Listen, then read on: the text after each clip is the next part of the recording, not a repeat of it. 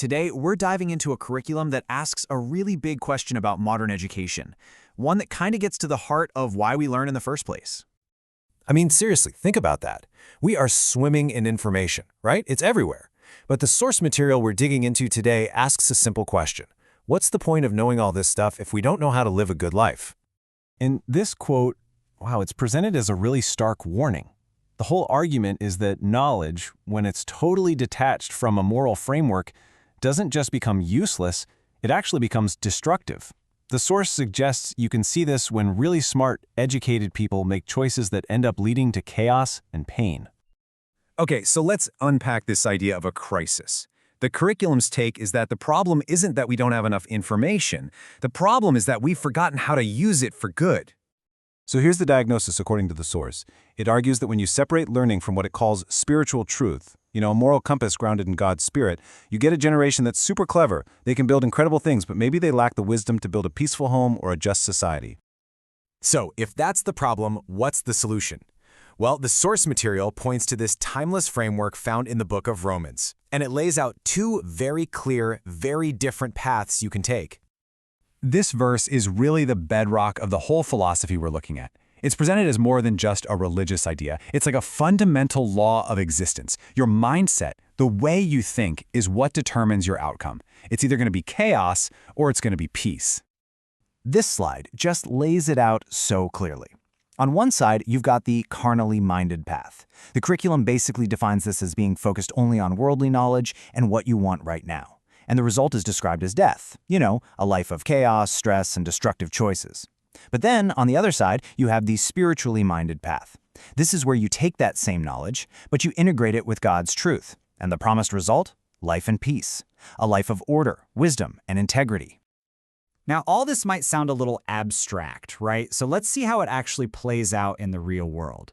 The source gives us a fantastic example from a 6th grade math lesson on financial credit, of all things. I love this. The lesson reframes the whole topic of credit with this beautiful metaphor. It compares it to tending a garden.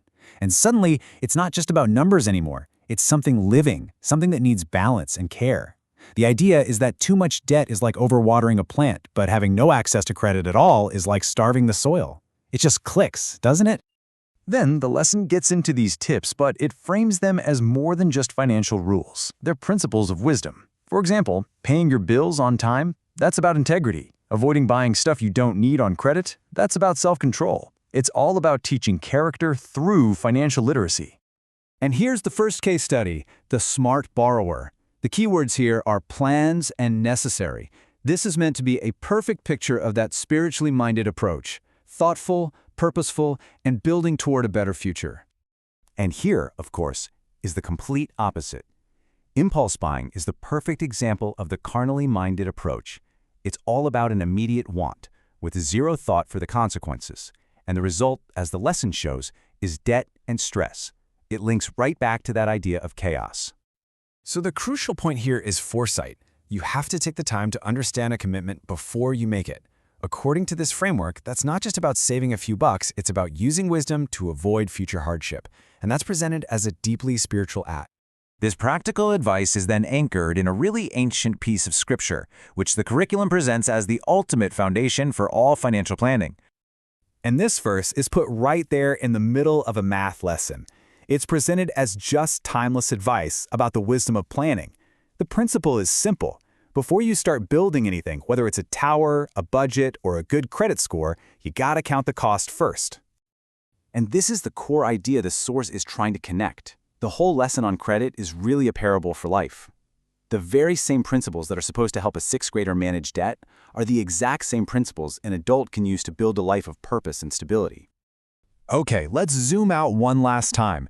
This single math lesson is actually part of a much bigger vision, one that's aimed at completely reshaping the future by changing how we approach education. The source lays out this amazing ripple effect.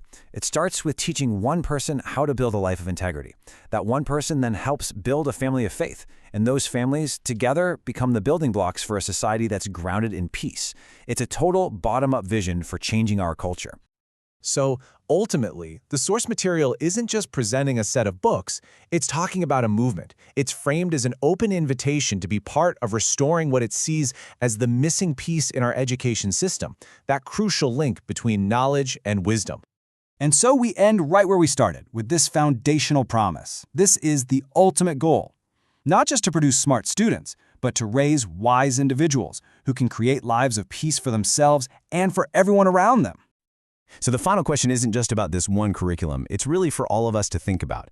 In our own lives, in our families, in our communities, how do we choose to invest not just in knowledge, but in the wisdom that actually leads to a future of life and peace? It's a really compelling question raised by the source material. Thanks so much for joining me for this explanation.